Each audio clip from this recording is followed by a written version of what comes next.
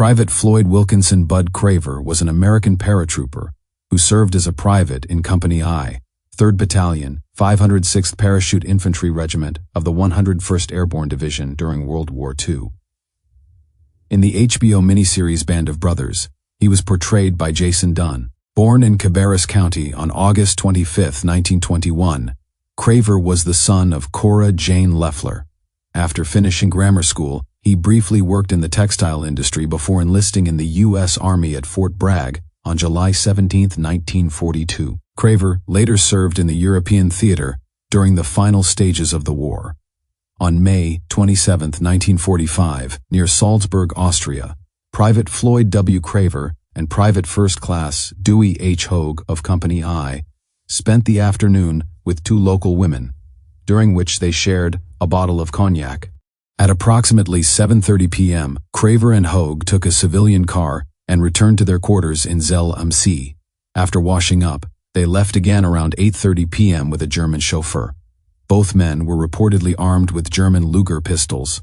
Several miles outside Zell am See, the vehicle ran out of gasoline. Craver stopped a passing car driven by a German civilian wearing a Wehrmacht officer's uniform and white armband.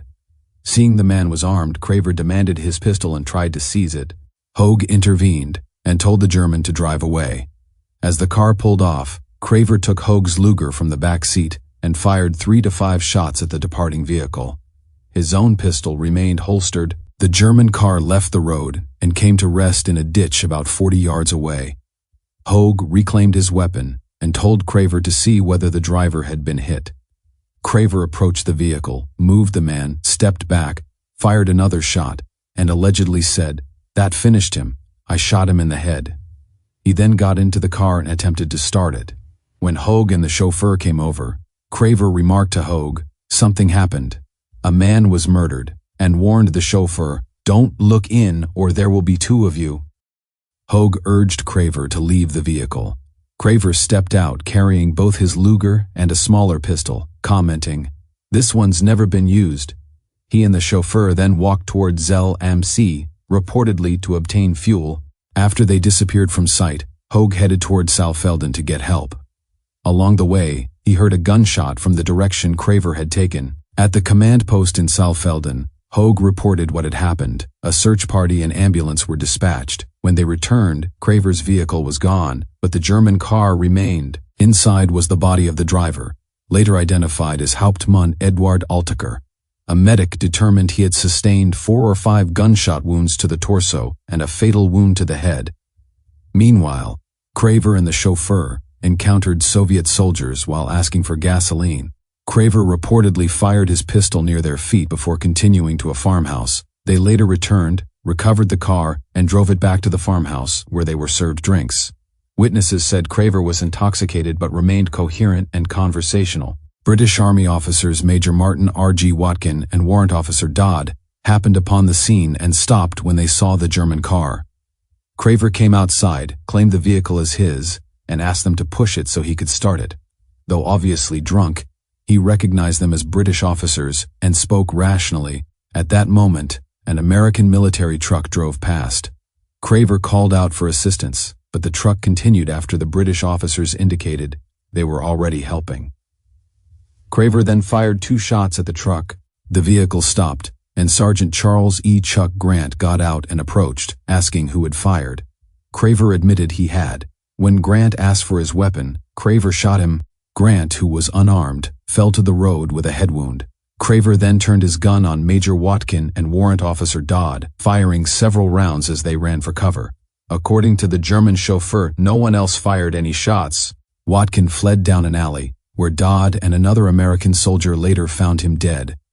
Sergeant Grant was still alive when they reached him. Medical personnel arrived from a nearby hospital and took Grant for emergency treatment. Major Watkin, however, died from a gunshot wound. Shortly after midnight, Private Craver was arrested near a hospital about 400 to 500 yards from the shooting. He was reportedly attempting to assault a local woman. Craver appeared intoxicated and unsteady, but his speech was clear, and he seemed fully aware of his actions. At the time of his arrest, he carried a .32 caliber pistol that showed no evidence of having been fired. After his arrest, Craver was confined in the regimental guardhouse.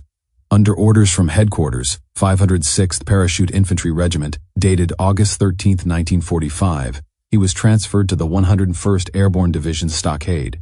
Although he had not been released, he was missing from roll call on September 8 at about 4:30 p.m. A search of the stockade and nearby buildings failed to locate him. On September 9, French authorities arrested Craver near Chablis and turned him over to American military police. Private Floyd W Craver was tried on 4 charges, including 2 counts under Article 92 of the Articles of War relating to the killings of Captain Edward Altecker and Major Martin Watkin. The defense argued that Craver was mentally incompetent at the time of the shootings on May 27, 1945, and presented testimony from physicians who had examined him.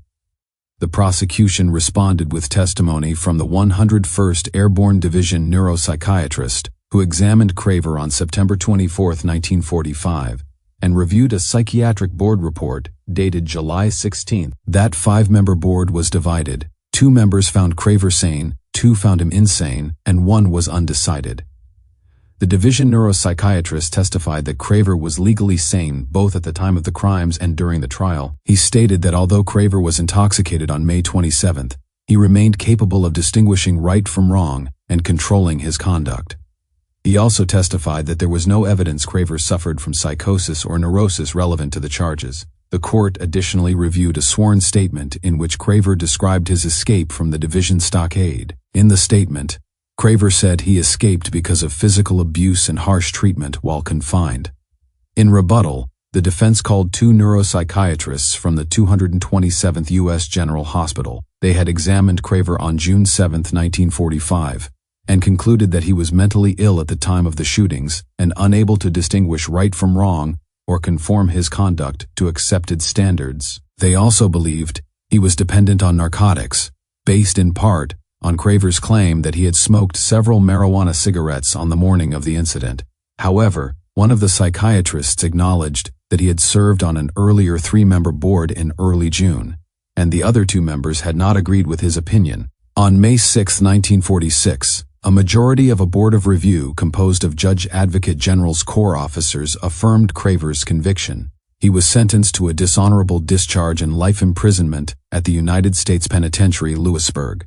Despite receiving a life sentence, he was released after serving only part of his term. Floyd Wilkinson Craver died on July 6, 1987, at age 65 in Charlotte. He was killed when a truck struck the moped he was riding. His son, Floyd Jr., died in 2011. He was also survived by 4 daughters.